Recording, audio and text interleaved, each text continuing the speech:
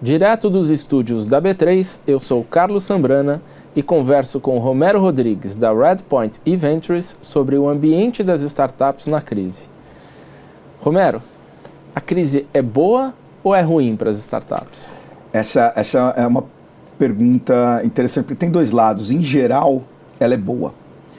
Por que em geral ela é boa? Porque tem duas coisas muito importantes que uma startup precisa. A primeira é talento. O combustível da startup é talento, no final do dia. E é mais fácil você tirar gente talentosa de grandes corporações no momento de crise do que no momento que a economia está bombando. Não porque necessariamente essas pessoas vão ser demitidas. As pessoas talentosas são as que as grandes corporações querem segurar, mesmo no momento desse. Mas normalmente não tem projeto sexy, não tem nada inovador acontecendo, porque esses projetos estão na prateleira. O segundo motivo é a mudança de comportamento. Geralmente a startup está vendendo um novo comportamento. Então ela está vendendo um produto ou serviço que agrega mais valor por um preço normalmente menor, mas que exige que você tenha algum comportamento diferente. Então você não vai mais pegar o controle remoto e ligar a TV. Você vai abrir o seu computador e digitar netflix.com. É sutil, mas é uma mudança de comportamento. Na hora que a crise vem e o orçamento se ajusta, a pessoa física tem que economizar em alguma coisa. E nessa hora, ela olha e fala, eu estou disposto a mudar o comportamento. Eu vou cancelar minha TV a cabo e vou manter só o meu serviço de streaming. Que é muito mais barato. Mesma coisa acontece com a empresa. Se a economia está, de novo, punjante, a linha de cima, a primeira linha, o top line está crescendo 25%, não precisa se preocupar em eficiência na linha de despesas de SG&A. O CEO pode falar, vou pôr mais vendedor, vou aproveitar, vou continuar vendendo. Se a linha de cima está parada, para ele entregar crescimento no bottom line, lá embaixo no lucro, ele vai ter que melhorar a eficiência. Talvez ele pare para olhar e falar, será que aquela solução SaaS mais barata daquela startup não pode substituir o tanto que eu estou gastando com essas grandes empresas aqui de tecnologia? Então fica também mais fácil a startup vender também no B2B. O que é ruim? Ruim é que se um ciclo de crise é muito prolongado, vai chegar um momento em que essa startup pode precisar de mais capital.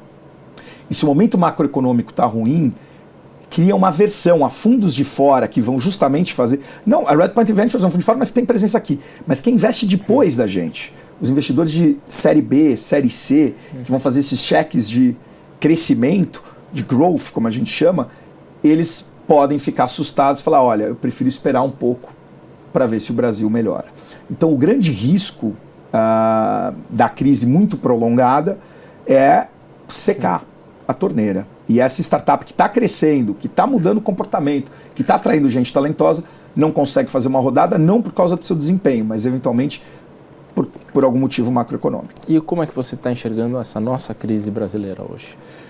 Olha, eu acho que o momento, primeiro falando do ponto de vista de tecnologia, eu acho que o fato de ter tido a crise não afetou tanto a área de tecnologia num primeiro momento, mas o prolongamento da crise e da incerteza, sim. Né? De um modo geral, eu acho que, e o investidor internacional acho que tem começado a ver isso, que é um processo que vai ser longo, mas é um processo em que está se renovando uma série de valores, eu diria, inclusive no Brasil, está se limpando um problema de corrupção grande, e eu acho que o grande teste de instituições aconteceu.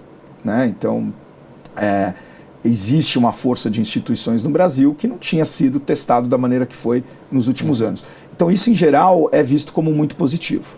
Muitos investidores gostam da oportunidade no Brasil, temos vários investidores investindo no nosso fundo por causa disso. Alguns investidores preferem esperar resolver todas as incertezas e realmente ver uma linha de tendência positiva para começar a apostar no Brasil. Então, quanto antes essas incertezas se resolverem, melhor vai ser para todo mundo, dentro e fora de tecnologia. As empresas no Brasil estão mais baratas? Eu acho que depende do que a gente compara. Né? Então, se a gente comparar com, por exemplo, startups na Índia, eu diria que sim. A Índia recebeu um fluxo de investimento muito alto e isso fez com que a valorização das startups acontecesse de uma forma abrupta. Então, Uma startup com os mesmos números aqui ou na Índia ela vai valer muito mais. Primeiro porque o mercado lá é maior, mais de 1 bilhão de pessoas, mas também porque tem um fluxo de capital muito maior. Mas eu não diria, por exemplo, nos últimos 4 anos a gente não percebeu nenhum declínio de valuations das startups, nem nos estágios que a gente investe, nem nos estágios após o nosso investimento. Empresas do nosso portfólio que levantaram investimento com startups. Isso acontece porque é muito mais binário do que discricionário. Ou seja, se o projeto é muito bom, eu vou investir. Se o projeto não é bom, eu não vou investir. Se o projeto é 70%, 90%, eu não vou investir 70% do cheque. Então, os bons negócios e as boas startups acabam não sendo afetadas pelo valuation. Né? Você mencionou a Índia, comparando com o Brasil, né?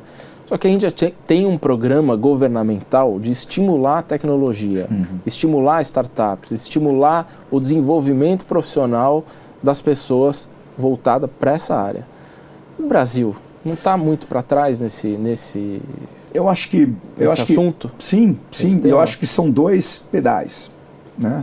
A gente fala muito do pedal de aceleração, mas a gente esquece do pedal do freio, que está pressionado lá no fundo. O problema, por exemplo, que nem eu disse, o que a startup mais precisa é de talento. Enquanto a gente não resolver realmente o problema de legislação trabalhista, tributos e tudo isso que é a principal gasolina das startups e que são as empresas que mais geram emprego, diga-se de passagem, não só no Brasil, no mundo todo, eu acho que a gente tem... Aí não adianta falar só de estímulo. Então, eu queria esses estímulos, ok. Mas eu acho que é fundamental resolver o problema relacionado a talento. Ou seja, as startups hoje têm dificuldade para encontrar talento? Não. Elas têm dificuldade para conseguir pagar o talento, dada a carga tributária que se tem em cima disso. Esse é um problema. Está sendo trabalhado, mas poderia ser mais rápido. Você tem um problema que também está sendo trabalhado, que a nova lei dos anjos ajuda, mas não resolve completamente, que é a estrutura societária que a gente tem hoje de limitadas, onde uma limitada não é, na verdade, limitada. Então, qualquer um que é sócio de uma limitada, mesmo que tenha colocado R$1.000, você está ilimitadamente... você tem um passivo ilimitado do que pode acontecer ali. Isso inibe muito o investimento lá, aquele investimento de semente lá do anjo da aceleradora. Então, esses são freios que a gente ainda tem, que eu acho que a gente precisa tirar, e adicionalmente, sem dúvida nenhuma, a gente precisa pensar em programas de aceleração. Tirado esses freios, você acha que o Brasil tem condição de brigar em pé de igualdade com esses países? Já tem. Eu acho que a gente vê hoje startups brasileiras expandindo e competindo globalmente.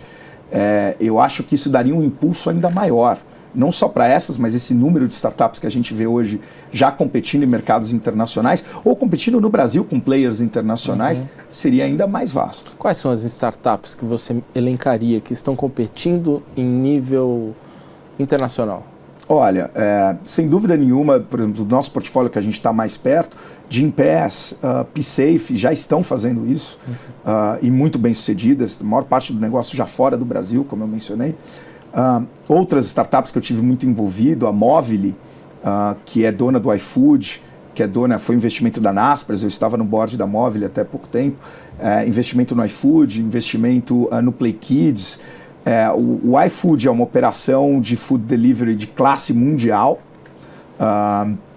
é um negócio que está crescendo muito rápido e entregando muito valor, mas eles têm também uma outra operação chamada Play Kids, que é, na verdade, um subscription de conteúdo para crianças, que é uma operação global, tá no mundo todo.